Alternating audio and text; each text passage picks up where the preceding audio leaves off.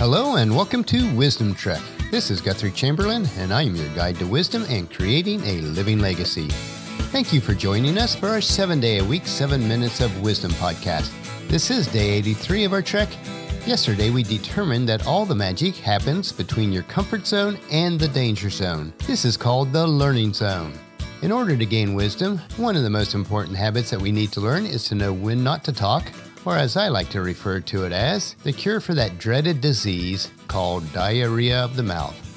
We are reporting our podcast at our studios at Home 2 in Charlotte, North Carolina. As we come to an end of another day, we have much to be thankful for.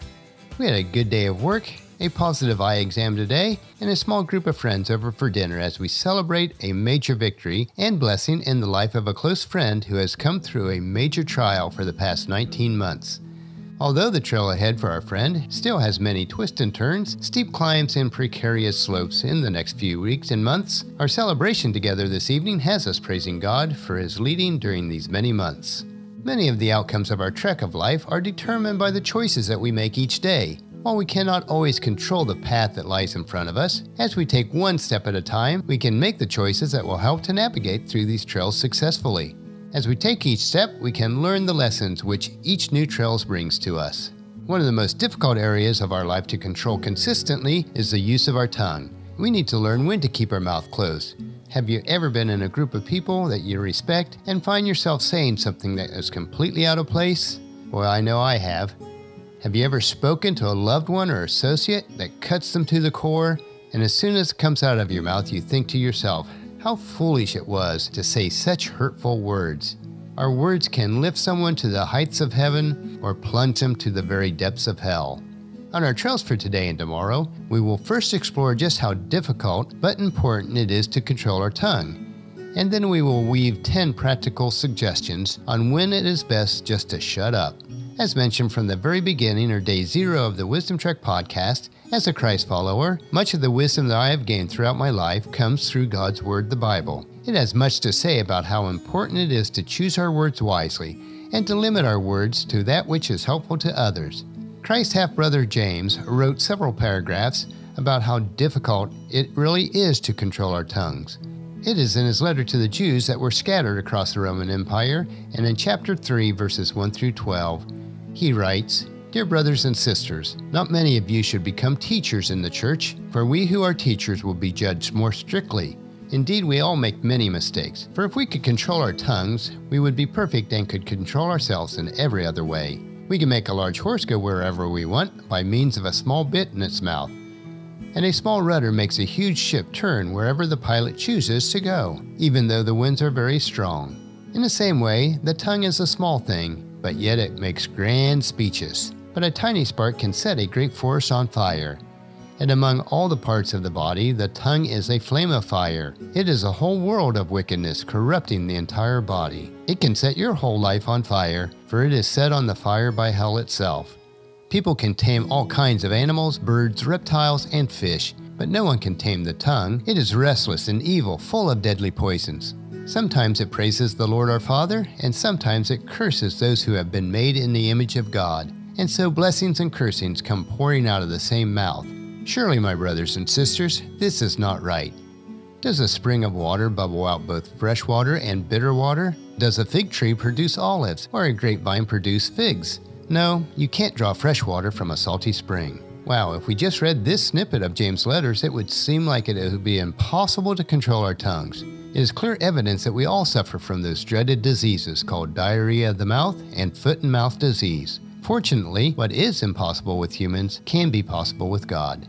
While hiking, if you want to see amazing wildlife and birds, you need to be very quiet, which means keeping your mouth shut, even when you want to go on about how much you know about them. So as you trek through today and tomorrow, you'll arrive at 10 clearings along your trail, where you'll be able to gaze through the trees and see some amazing sights. These are examples of 10 times when we should just keep our mouth quiet. Today we will visit the first 2 clearings and then finish up the remaining 8 tomorrow.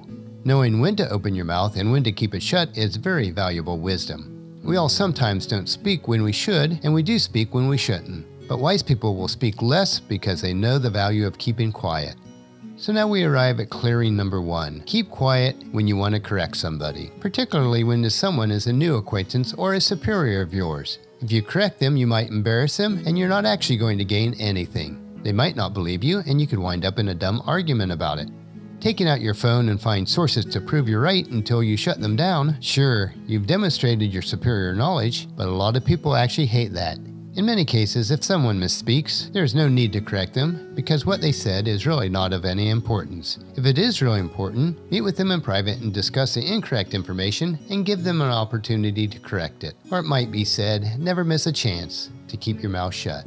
And then clearing number 2, when you have to set a big goal, keep your mouth shut. You might think that announcing your intentions to others will increase your chances of achieving that goal. But research suggests the opposite is true. NYU psychology professor Peter Gollwitzer found in 4 different studies that people who kept their intentions to themselves were more likely to achieve them than those who made them public. Now, the reasoning behind this study was that once the goal is publicly announced, then in our subconscious minds we have already completed that goal. Now, it is better to confide in 1 or 2 accountability partners that will make sure that you reach your goal. It is a much more effective way to make sure that you meet it. Another reason for not trumpeting your big plans is that if you don't follow through, then you'll seem flaky. Please join us for our camp tomorrow for another day of Wisdom Trek, Creating a Legacy. Tomorrow we will finish up the remaining 8 clearings on our trail and when we should learn to just shut up. Well, that will finish our podcast for today. If you've missed any of the previous podcasts, please check out Wisdom Trek on iTunes, Stitcher, SoundCloud, Spreaker, YouTube, or at wisdom-trek.com. If you enjoy our daily doses of wisdom, these little nuggets we consume each day, I encourage you to take the time to invest in yourself in these 3 ways. Invest with your time in improving Wisdom Trek by leaving your name, email address, and a comment on our website so that we can provide you with the wisdom and insights that best fit your needs. Number 2, invest in yourself by listening to your 7 minutes of wisdom through the Wisdom Trek podcast each day. And the best way to do this is to subscribe at iTunes or Stitcher and have it downloaded to you automatically. And third, invest in the lives of others by sharing with your family and friends, in person or online, to journey with us on our Wisdom Trek. And if you haven't done so already, please leave us a rating at iTunes or Stitcher so that we'll gain more exposure for others to join us on our Wisdom Trek. The journal for this podcast can be found at wisdom-trek.com, where we also have pictures, tweetable quotes, wisdom nuggets, and free resources.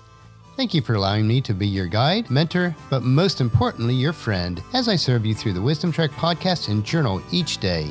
As we take this trek together, let us always live abundantly or fully, love unconditionally, listen intentionally, learn continuously, lend to others generously, lead with integrity, and leave a living legacy each day.